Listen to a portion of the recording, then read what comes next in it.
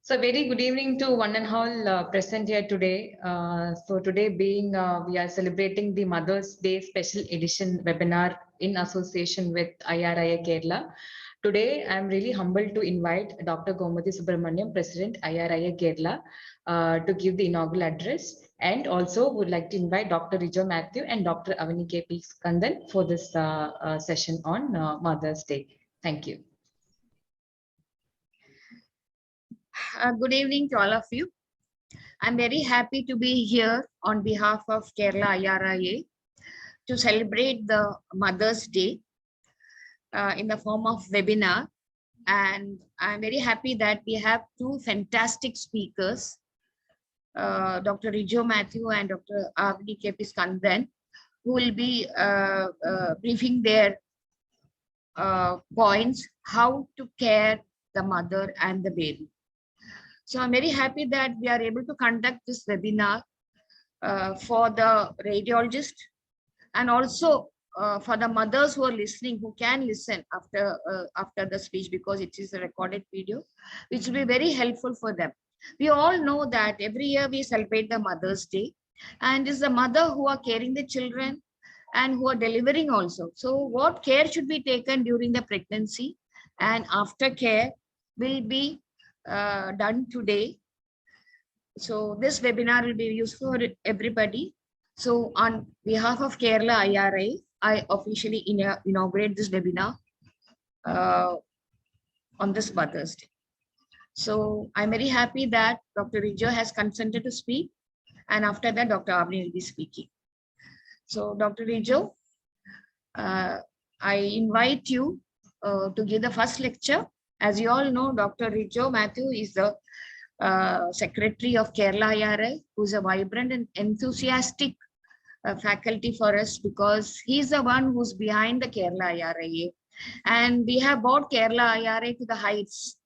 I have seen that I've seen most of the people in India who was not working so well as Rijo is working for Kerala IRA, because I'm attending so many sessions. I'm seeing that Rijo is so active and he has brought all of us to the platform.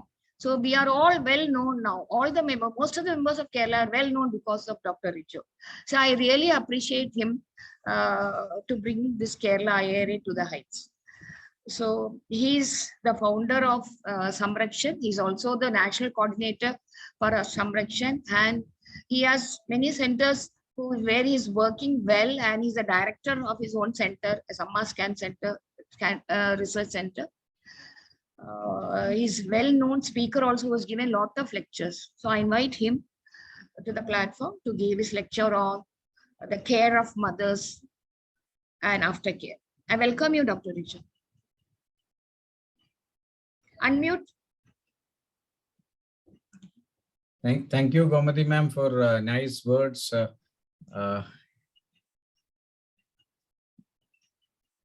Is my screen visible? It's visible. You can slide share. Yeah. Okay.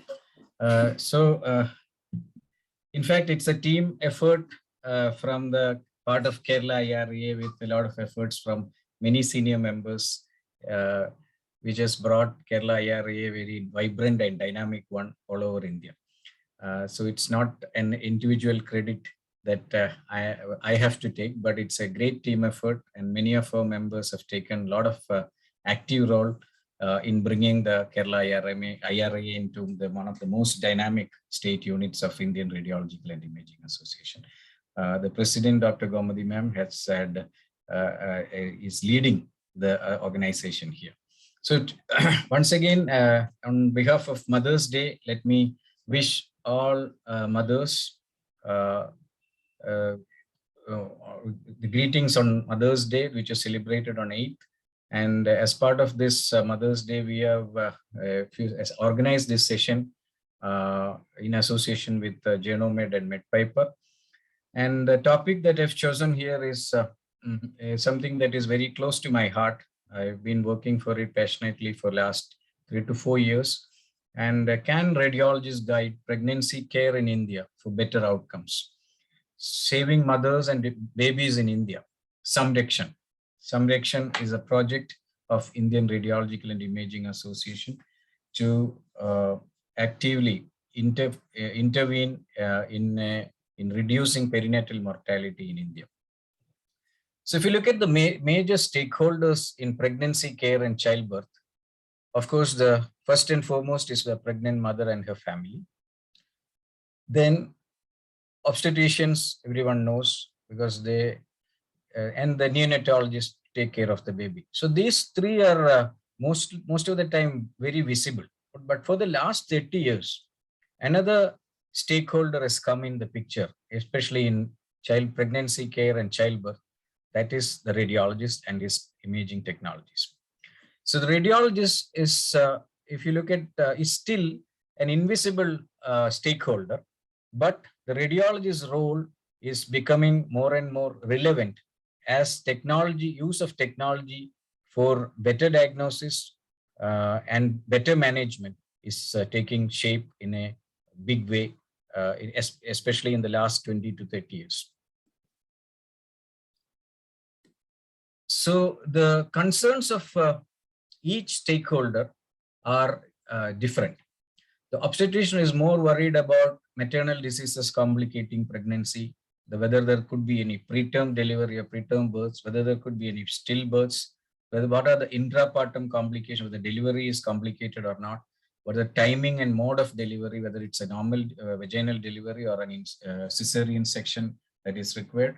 Whereas the neonatologist is more worried about, he wants a term mature fetus, healthy fetus. So if there is any chance of a prematurity, it's bound to have a lot of complications. Low birth weights is an issue because those babies will be having a lot of issues that has to be taken care of. Perinatal asphyxia during the last weeks of pregnancy and during the delivery and in the initial neonatal period, if there is any development of hypoxia or asphyxia, that can be detrimental and can cause poor neurodevelopmental outcomes. Respiratory distress, infections, and the NICU management, and in case and sometimes neonatal deaths can happen. So the neonatologist's worrying points are these things. Whereas a radiologist is basically involved in the antenatal care. And right now, for the last 30 years, the modalities of radiology has been used to look for the structural anomalies of the fetus with a larger focus there on the aneuploidies or genetic markers to screen for Down syndrome, etc. But at the same time, these modalities that are used by the radiologists are capable of detecting the growth patterns and also the feto-maternal environment, whether it's a good one or whether it's a hostile one. So, because that can lead to the small babies, that can lead to fetal growth restrictions or impaired or reduced fetal growth velocity, which is not reaching to the true growth potential. So radiology modalities can prognosticate and monitor the fetal growth and the maternal environment, especially any development of hypertension, blood pressure during pregnancy, especially after 20 weeks, which is called as preeclampsia. So that those things can be diagnosed as well as monitored or even prognosticated, even predicted with the help of radiological modalities. But of course, for the mother and the patient, it is a safe child motherhood, a safe pregnancy, normal delivery, normal healthy fetus is what their concerns are. So I'm trying to connect the thought process of different stakeholders in pregnancy and childbirth. And there is a branch in radiology that is emerging that is called as the preventive radiology, and the radiologist's role in preventive medicine and public health. And apart from the diagnostic radiology and the interventional radiology, which is a much more familiar terminology that most of you have already heard, but this is branch of preventive radiology is emerging. But that preventive radiology has got a significant role to play, especially in public health in India. Now, coming to the perinatal mortality in world, what I mean by perinatal mortality is babies or fetuses, unborn babies which die after 28 weeks of pregnancy, and those babies that die within first week of after delivery, This is the perinatal period. So if you look at the perinatal deaths all over the world, 90% happens in sub-Saharan Africa and also in the Indian subcontinent. Indian subcontinent, India, Pakistan, Afghanistan, Bangladesh, etc. So 90% of it. And this is the, if you look at the total live births all over the world, 12.128 million live births, that is 12.8 crores of live births, 2.7 crores or 27 million is in India. And if you look at the perinatal mortality, out of 28 lakhs, 7.2 lakhs are in India. If you take the neonatal mortality, again, out of 25 lakhs, 6.4 lakhs are in India. Infant mortality, 41 lakhs, 8 lakhs is in India. Stillbirth rate, out of the 26 lakhs, nearly 6 lakhs are in India. Low birth weight babies, out of the 20 million all over the world, nearly 8 million are in India. So if you look at all the statistics of related to childbirth and pregnancy, 1/4 of all these statistics, all these indices, India is the main place. India has got such a high number of stillbirths, perinatal deaths, neonatal mortality, infant mortality. So if a major contributor to infant mortality and child under 5 mortality can be this neonatal mortality and this perinatal mortality. So if we can address what can we do, what can the radiologists do to reduce the perinatal mortality in India? There has been several attempts from the governments and non-governmental organizations to tackle this problem. They have all been concentrating on primary prevention of improving the nutritional status, socioeconomic status, etc. But those are very, very important. But apart from these measures, with the use of technology can be leveraged by the radiologists to accelerate this process of reducing the perinatal deaths, reducing the maternal deaths, reducing all these indices, to which we are nearly 25% is being contributed from India all over to the world data. What we can do is to bring in the radiological modalities, use them and leverage them to stratify those mothers and babies who are at risk for developing some of the conditions, some of the major causes that can contribute to maternal deaths and perinatal deaths. So if you look at the Indian scenario, there are, out of the 28 million pregnancies, the 26 million live births, there's nearly 67,000 mothers die in India every year. A pandemic, a COVID pandemic has suddenly, now nearly 4.7 lakh people died as per the official data, and much more people than the unofficial one. Suddenly, this number alarmed us, but something that we keep on ignoring all these years is 7.5 lakhs of perinatal deaths every year, 67,000 of maternal deaths every year. And this has been happening for every year for last so many years. And none of us were too bothered about it. And this is the reality that we have to face. And if you look at this particular data, we see that high levels of perinatal deaths or neonatal deaths are happening in places like Rajasthan, Uttar Pradesh, Madhya Pradesh, Chhattisgarh, Odisha, and Bihar, Jharkhand, etc. And these are the areas that we need to work aggressively to stratify those mothers and babies who are at risk for developing the major causes of perinatal deaths and maternal deaths. This is a very interesting study that has come out in 2016 on the way and the important causes of perinatal and neonatal deaths. And this is something that all radiologists, for all radiologists, it was an eye-opener. In the sense, radiologists has been spending quite a bit of time looking for the structural anomalies and the aneuploidy markers or the genetic markers or the chromosomal markers, and spending half an hour, 1 hour to look at some of the parameters like nuchal translucency and all those stuff. But how many babies die of congenital abnormalities? Out of the 7.5 lakh perinatal deaths, it's only 8%. But if you look at the preterm or prematurity and birth complications and the intrapartum related complication, they contribute to nearly 65% of the perinatal deaths. So prematurity and preterm and also birth related complications contribute to the major perinatal deaths in India. We have been focusing on too much on Down syndrome, the structural anomalies, but their incidence, Down syndrome incidence is only 0.1%. That is maybe 38 to 40,000 Down syndrome. But there can be 7.5 lakhs of perinatal deaths due to other causes, especially due to fetal growth restriction. There's a prevalence of small for gestational age is nearly 36.5%. And out of that 36.5%, there is a fetal growth restriction in 54%. Then the incidence of hypertensive disorders in pregnancy can be 10 to 12%. And incidence of preeclampsia is nearly 8 to 10% in India.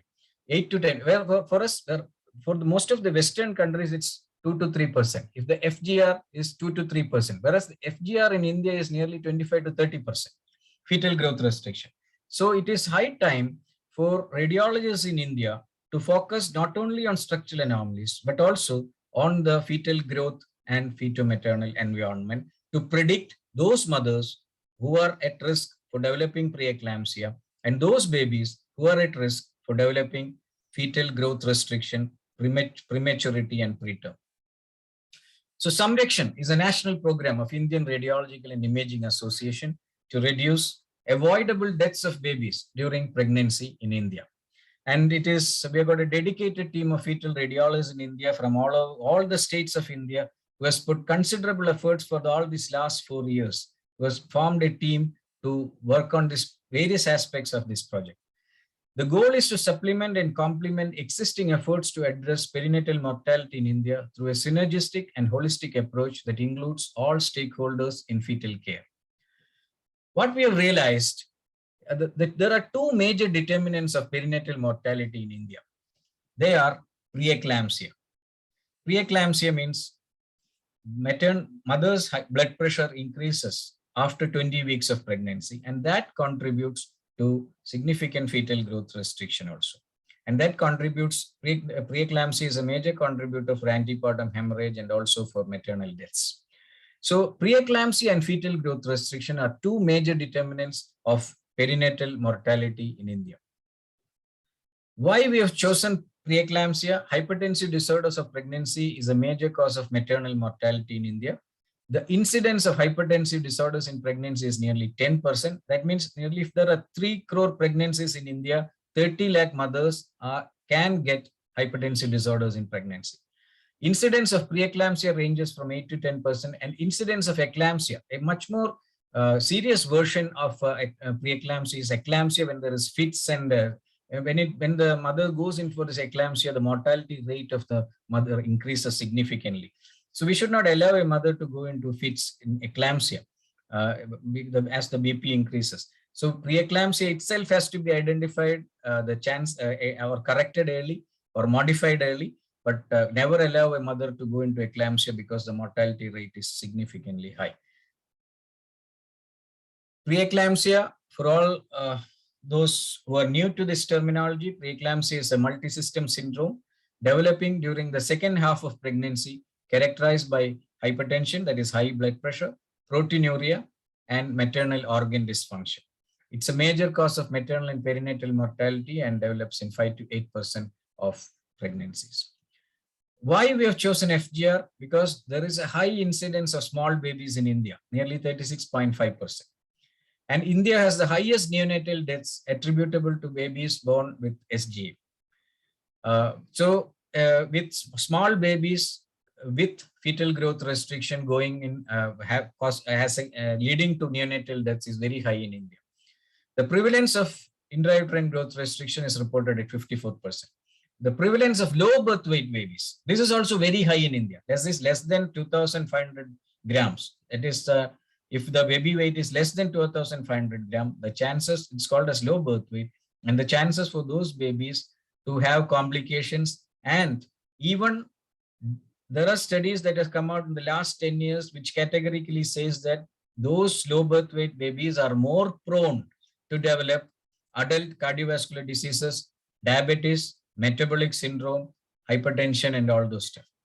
So in a way, if we can prevent low birth weight at this point of time by taking care of the pregnancy, by stratifying the risk of those mothers and babies who are at risk for developing these conditions and helping them to and modifying them with the help of good management, if you can do that, you are reducing the future disease burden for this country too.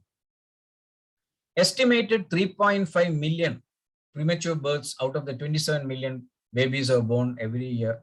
So there is a 3.5 million premature births in India out of the 27 million babies born every year in India. So this is a significant, very large number, highest in the world.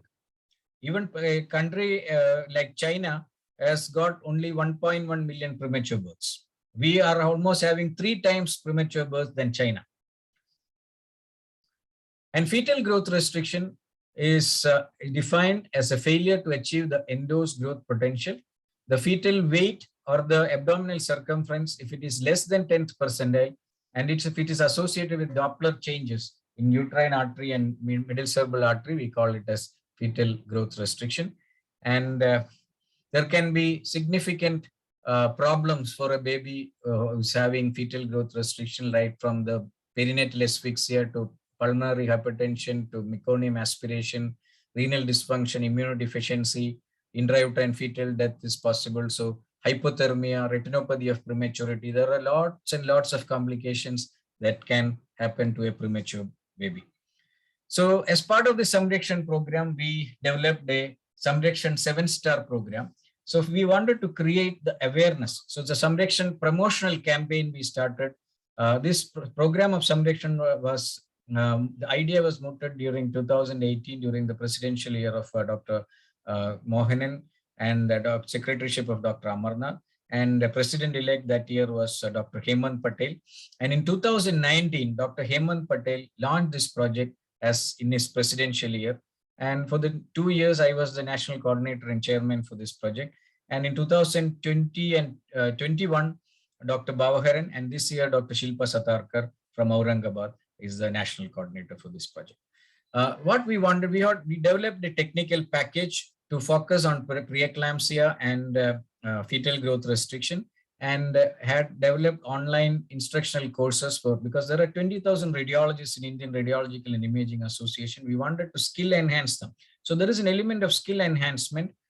To organize CMEs, we had several offline CMEs before the COVID and several webinars and teaching programs online during the COVID period and even now, with the help of the state and city chapters of IRIA.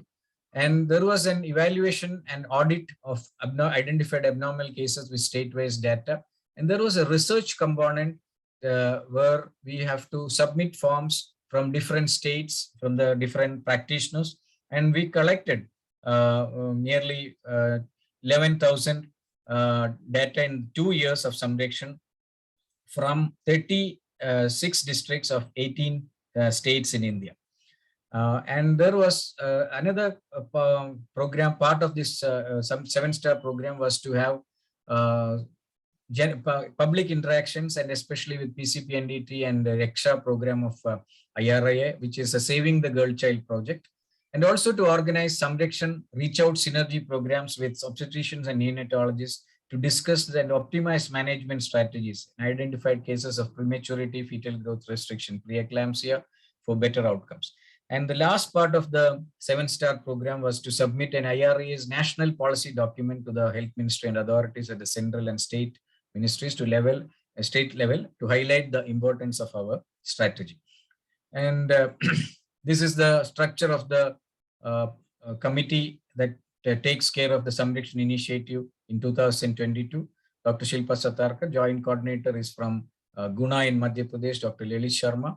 There are academic committees, there are state CME and training committees, evaluation, awareness, the research committees, the policy and guidelines, synergy and reach out committees. So there is a very well constructed, made structure to take care of this project throughout India.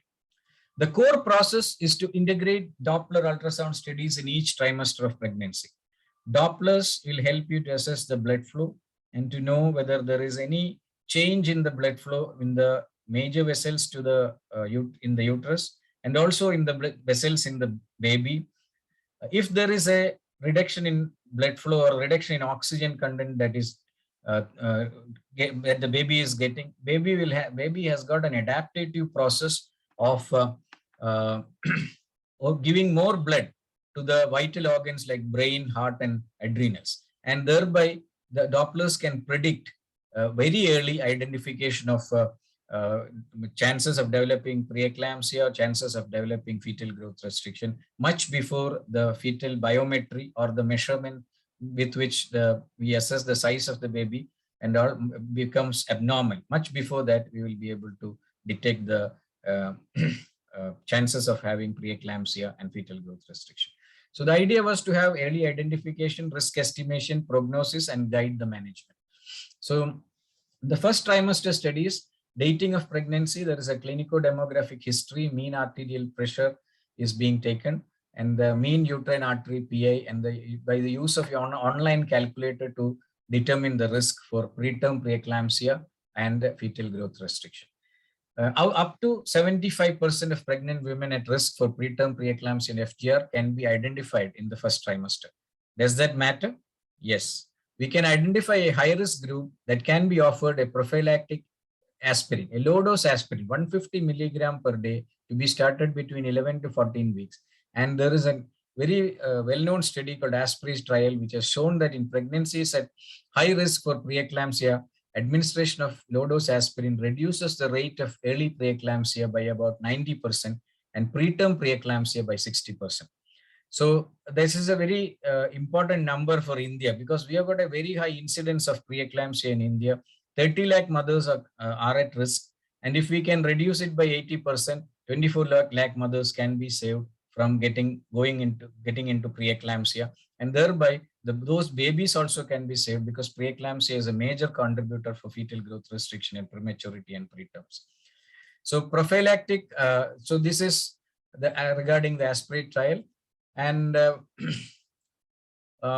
as part of this series, we did several studies and some of the studies were published. One of the focus that we wanted to give, which was not there throughout the pregnancy scan, is to assign the expected date of delivery in the early scan itself. This is one point that our subsection highlighted and propagated all over India. Now it is becoming a major practice all over India now.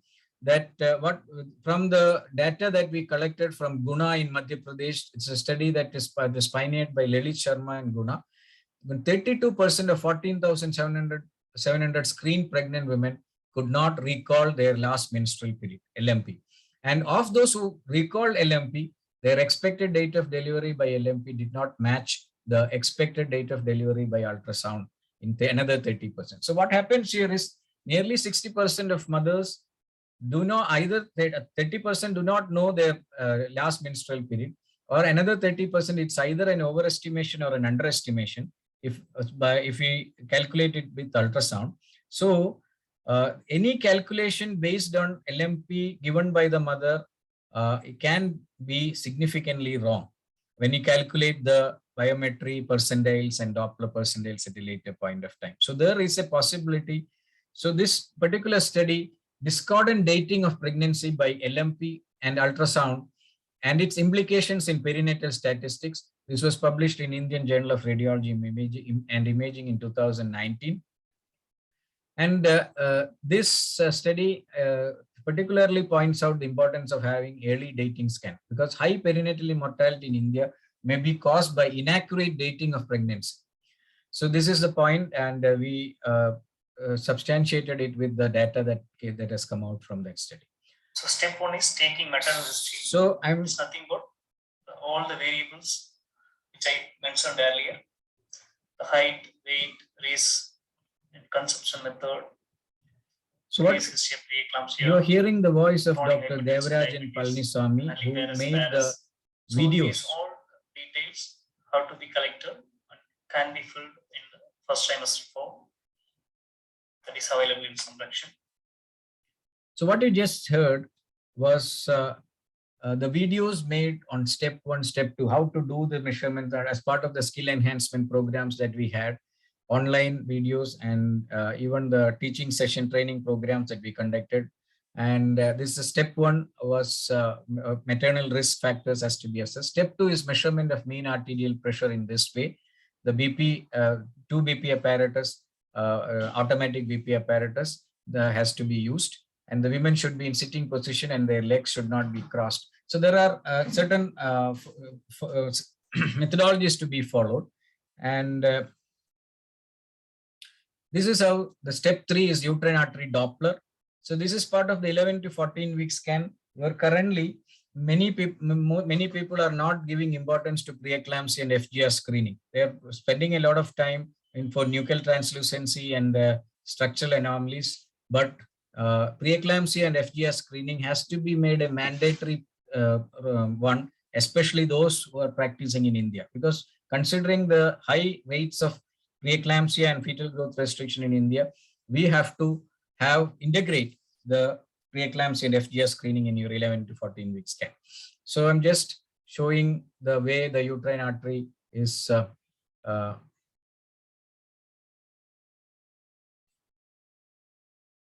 this is the way how the uterine artery is measured, and the sampling gauge set at 2 millimeter, and this is how it is taken.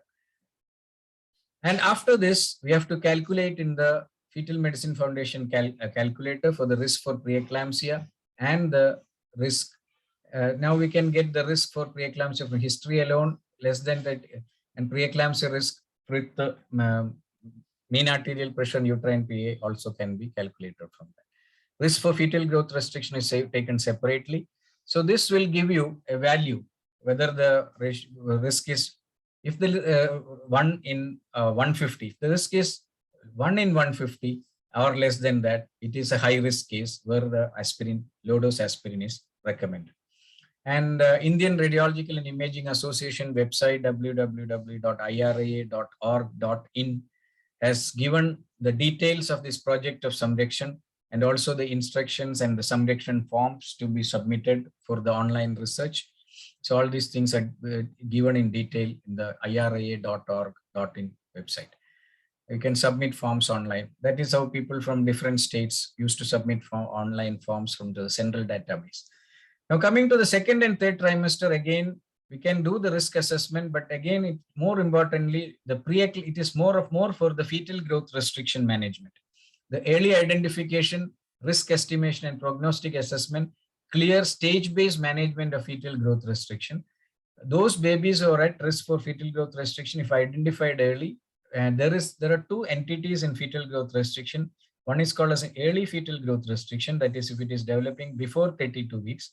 And another is called as late onset fetal growth restriction if it is developing beyond 32 weeks. So the management part is different, and the way we have to monitor the early fetal growth restriction and late fetal growth restriction also are different, because late onset fetal growth restriction babies who can go in for stillbirths and all without much warning. So we have to be more careful about them. Early growth restriction has got a much more adaptive response, and it's a chronic hypoxic status, but we may get some time to monitor them. But then again, those are the babies who may end up with preterm births too. So this will help us to guide decision making, whether antenatal steroids are needed, induction of what is the type, whether induction of delivery can be made, or a timing and mode of delivery, whether a need for a computerized CTG monitoring is required, need for closer surveillance, postnatal care, whether NICU care may be required, and all these things can be, the advices can be given according to this Doppler integration into the third trimester scans. And what we need to understand here is, of all the perinatal deaths, 54% occurred at or after 37 weeks of gestation. So beyond 37 weeks, you have to be extreme. 37 weeks is a term. So 37 weeks, if the Doppler abnormalities are there or the biometry is abnormal, you have to be very careful in monitoring those pregnancies. 29% occurred in infants with a birth weight below 10 percentile. So fetal weight less than 10 percentile, again, at more attention on monitoring and management is required.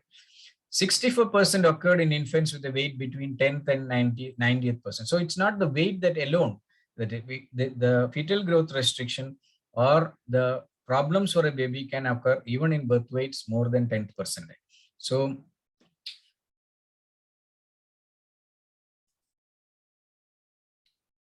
this is how the early onset and late onset fetal growth ratio. I'm not going into the details, already exceeding time. So all processes in Samrakshan are based on evidence and it is documented. We conducted several CMEs. The first CME was at Indore. The project was launched at the Sono Summit in Chennai.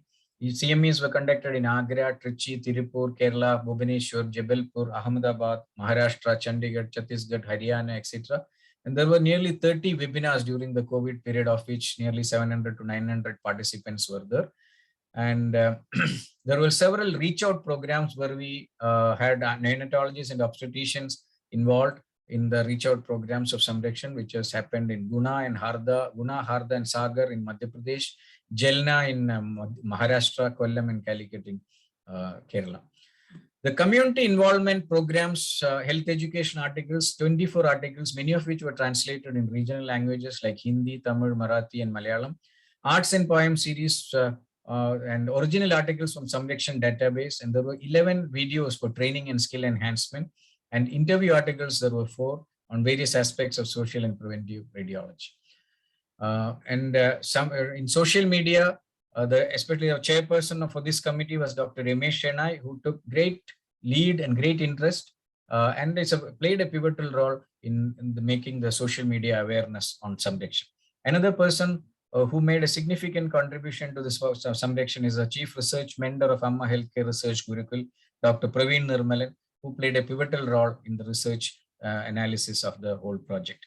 And national academic lead for this project was Dr. Bavaharan, who was with me was traveling with me throughout the country at various places for the CMEs, and also was a regular attendance in all the webinars with several skill enhancement programs. So this is the original article that we published in the latest issue, in the April issue of Indian Journal of Radiology and Imaging, which is an index PubMed index article.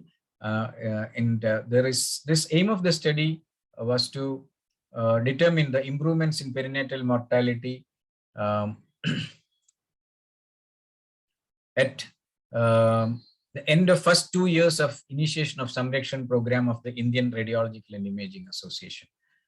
And the methods used in Samrakshan is a screening program of pregnant women that uses trimester-specific risk assessment protocols, including maternal demographics, mean arterial pressure, and fetal Doppler studies to classify women as high risk or low risk for preterm preeclampsia and fetal growth restriction.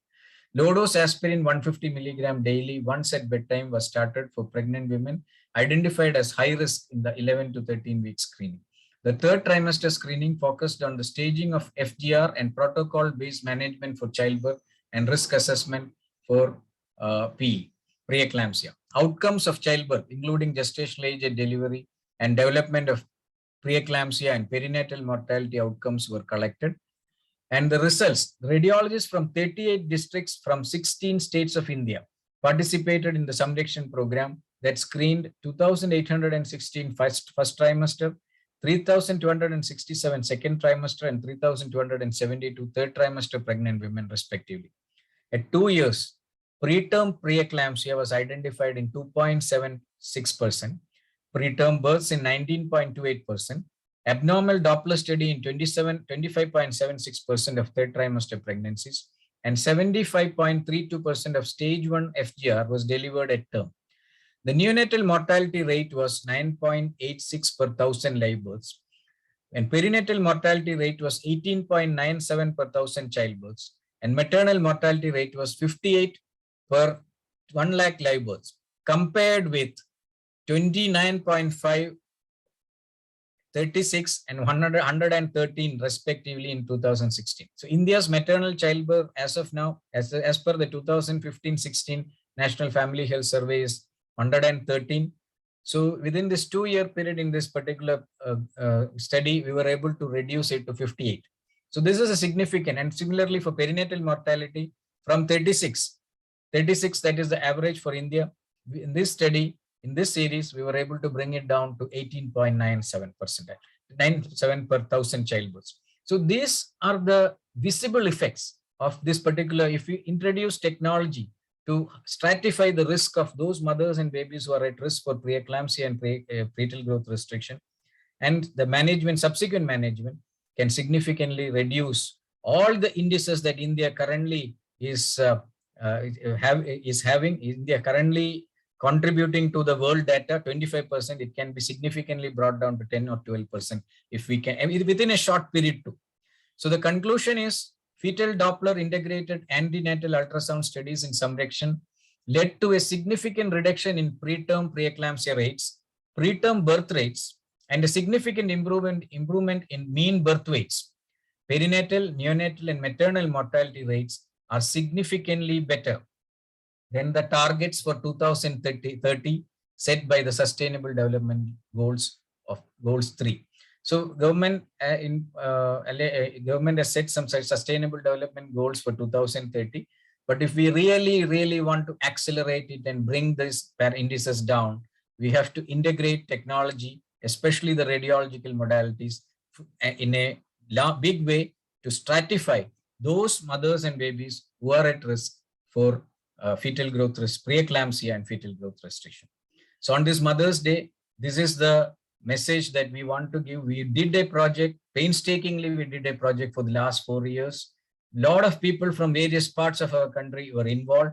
20,000 radiologists under the banner of Indian Radiological and Imaging Association took the lead, and we have shown the result and we have published the results. And now the policy makers, the other stakeholders in childbirth and pregnancy care, now we have to take a integrated step towards risk stratification with the help of imaging biomarkers. That is what the preventive radiology is all about. And that is the message that we would like to pass on to all the listeners on this Mother's Day. And let no mother die in India in the future. We have to do something. We can do. Every person can contribute significantly for the nation building, significantly for the alleviating the suffering of the people. So that is that's the kind of mission that we are looking into. Don't wait for the leaders and everyone to come out and save you. It is each one of us can contribute in a major way for nation building. With that message, let me conclude my session, and thank you all for a patient here.